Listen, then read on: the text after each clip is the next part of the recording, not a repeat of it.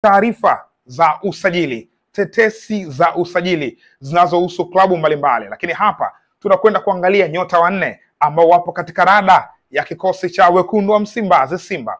Sasa nyota wanne hawa, wapo wawili ambao tayari wamehusishwa moja kwa moja, kwa maana ya tayari klabu imeshaonesha nia, lakini wawili bado haijathibitika kama klabu imeshaonesha nia, ingawaje baadhi ya vyanzo vinaeleza kwamba nyota hao wanahitajika katika kikosi cha wekundu wa Msimbazi Simba Sports. Sasa tunakwenda kuangalia hawa nyota ni akina nani, na tukipata taarifa za kuthibitishwa kwao kwa maana ya urasmi kwa hao nyota ambao wamesalia, basi tutarudi tena katika platform hii kwa ajili ya kujuzana.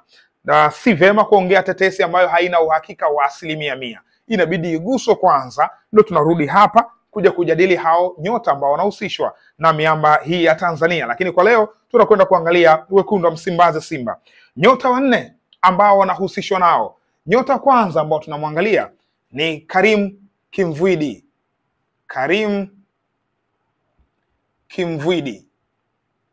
Hii sio taarifa ngeni sana katika masikio na macho ya Watanzania wengi. Ni nyota ambaye amewahi kuhusishwa na kikosi cha wekundu wa Msimbazi na haikuwa kwa bahati mbaya. Ndani yake kuna ukweli wa Karim Kimvwidi na Simba Sports. Sasa deal hii iko vipi?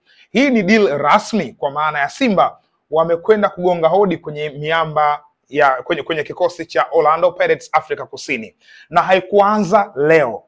Hii deal ilianza tangu dirisha kubwa la msimu uliopita. Ikumbukwe kwamba Karim Kimvwidi ni nyota raia wa DRC na alikuwa kwenye kikosi cha DC Motema Pembe DSMP cha pale pale kwao DRC. Baada ya kutoka hapa akanunuliwa na klabu ya Maritzburg United, Maritzburg ambayo kwa sasa inaitwa Durban City, imebadilishwa jina baada ya kushuka daraja. Sasa Karim Kimvwidi alikuwa kwenye kikosi hichi ambacho kimeshuka daraja msimu mwaka 2022-2023. Baada ya kushuka daraja kwenye kikosi hiki Karim Kimvwidi alipata timu ambayo ni Orlando Pirates. Orlando walimnunua Karim Kimvwidi, na ikumbukwe wakati huu Maritzburg United ilikuwa ikinolewa na kocha wa sasa wa Simba Fadlu Davids, ambaye na yeye baada ya kushuka daraja tu akatimua zake na kwenda kujiunga na kikosi cha Raja Casablanca kama kocha msaidizi. Karim Kimvwidi alinunuliwa na kikosi cha Orlando Pirates, na ndio klabu ambayo anacheza mpaka wakati huu. Sasa baada ya kufika Orlando, nafasi yake imekuwa ngumu kwenye kikosi cha kwanza cha miamba hii Buccaneers kutoka Soweto, Afrika Kusini. Kilichofuata sasa, klabu ya Simba walikwenda kubisha hodi akiwa na msimu mmoja tu ndani ya miamba hii, wakaenda kubisha hodi na kuhitaji huduma yake. Sasa hodi ambayo alienda kuibisha ilitokana na Fadlu Davids. Ikumbukwe Simba walishafanya mazungumzo na Fadlu kwamba atakuja kuwa head coach huku kwa maana ya msimu utakapoanza, lakini miongoni mwa majina ambayo alipendekeza ilikuwa ni Karim Kimvwidi. Sasa Karim Kimvwidi ana contract ndefu na Orlando Pirates. Wanampataje? Walienda ku ask for loan, wamchukue kwa mkopo. Wameshawahi kufanya business ya aina hiyo kwa Jean Baleke ambaye walimtoa DRC kwenye kikosi cha TP Mazembe, na wakataka kurudia tena kwa Karim Kimvwidi kumchukua on loan. Orlando Pirates hawakuwa tayari kumwacha Karim Kimvwidi kwa mkopo. Walisema wekeni $600,000. Wekeni $600,000 ili muweze kumpata Karim Kimvwidi, jambo ambalo lilikuwa ngumu kwa wekundu wa Msimbazi. Jua $600,000 sawa na Tanzania shillings zaidi ya bilioni 1.5 za Kitanzania. Kwa hiyo ilikuwa ngumu kwa Simba kutoa hii fedha ili kumpata, na ni kiongozi ambaye anatajwa kwamba ni mtoto wa mmiliki wa kikosi cha Orlando Pirates ndiye ambaye alitaja hii fedha Simba watoe ili wapewe Karim Kimvwidi mazima, yani waligoma kumtoa kwa mkopo. Sasa msimu huu kuelekea msimu mpya wamekwenda kuattempt tena kwa maana ya kumuhitaji Karim Kimvwidi. Sasa ni taarifa ambazo zinazungumzwa kwamba huyu bwana afurahii maisha kwenye kikosi hiko cha Orlando Pirates. Hivyo kama atapata deal sehemu nyingine, basi yuko tayari kuangalia mazingira rafiki ya kuondoka kwenye kikosi cha Orlando Pirates. Hivyo basi Simba wanazungumzwa kwamba wana mpango wa kwenda kwenye kikosi cha Orlando Pirates kwenda kuchukua tena kwenda kuangalia uwezekano wa kumchukua Karim Kimvidi, dili ambayo ilikuwa inaonekana tayari imeshaferi kwa wakati huo. So Karim Kimvidi ni mchezaji mzuri of course, na tumemuona wale ambao wanafuatilia ligi ya Afrika Kusini, amekuwa akipata nafasi mara chache sana, na anapopata nafasi huwa anaonyesha kuna kitu, isipokuwa wale ambao wanacheza katika nafasi yake kuweza kuwatoa imekuwa changamoto mpaka kwa wakati huu. Kwa hiyo huyu ndo mchezaji wa kwanza tumemwangalia kwa wekundu wa Msimbazi. Huenda Karim Kimvidi msimu ujao akaungana na kocha wake wa zamani Fadlu Davids katika kikosi cha Simba. Tunasubiri kuona. Deal watu wengi walikuwa wameisikia, lakini kufahamu katika mazingira haya, pengine ndo leo tumepata maarifa haya ya kujua kwamba huu mchakato mzima ulikuwa vipi.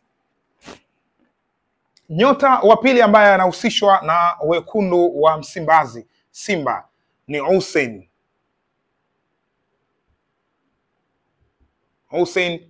Badamasi.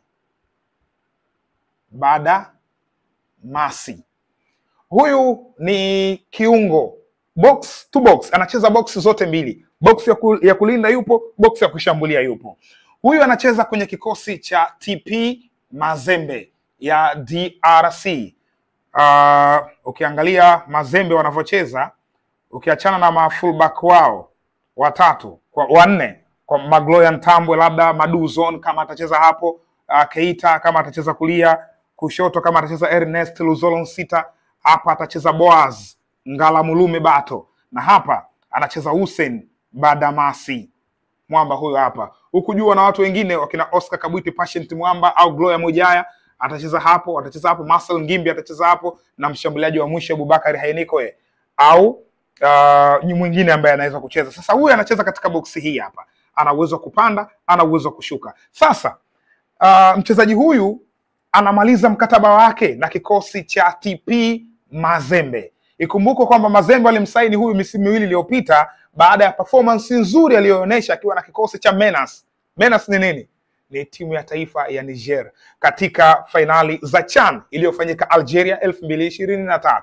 Hivyo performance nzuri ambayo alionyesha Hussein Badamasi, ndio TP Mazembe wakamsajili kwa contract ya miaka miwili. Baada ya kuingia pale, performance nzuri kabisa ameionyesha. Huyu katika mechi za Yanga msimu huu, katika mechi zile alicheza moja tu, alicheza ile ya DRC mechi ya kwanza, na alicheza wastani wa dakika 18 mpaka 20 hivi, akapata injury akatoka nje, hivyo Dar es Salaam hakuja tena, ila sasa hivi yuko fiti na anacheza kule. Kwa hiyo anamaliza mkataba wake na ni miongoni mwa nyota tegemeo kwenye kikosi cha TP Mazembe. Hivyo basi anahusishwa na wekundu wa Msimbazi Simba. Huyu ni kiungo wa shoka kweli kweli, na huyu ndo anamweka nje Soze Zemanga. Sasa just imagine, watu wengi wa Tanzania tunamfahamu Zemanga Soze na ubora wake, lakini anakaa benchi, anacheza Hussein Badamasi. Kwa hiyo ni miongoni mwa nyota bora kweli kweli. Endapo Simba watampata ama watafanikisha hiyo deal, basi itakuwa ni deal moja ya maana sana. Sasa wenyewe Simba kumekuwa na tetesi nyingi, lakini kumbuka kwamba Simba nyota wao anamaliza mkataba, kwa maana Fabrice Ngoma, na Fabrice Ngoma licha kumaliza mkataba anahusishwa na klabu mbalimbali ikiwemo Libya, klabu ya Al Ittihad inahusishwa nayo na klabu nyingine. Kwa hiyo huenda Ngoma asiwepo kwenye kikosi cha Simba. Kama haitoshi, Augustine Okejefa, MVP wa msimu uliopita wa ligi kuu ya Nigeria, na yeye tangu ameingia kwenye kikosi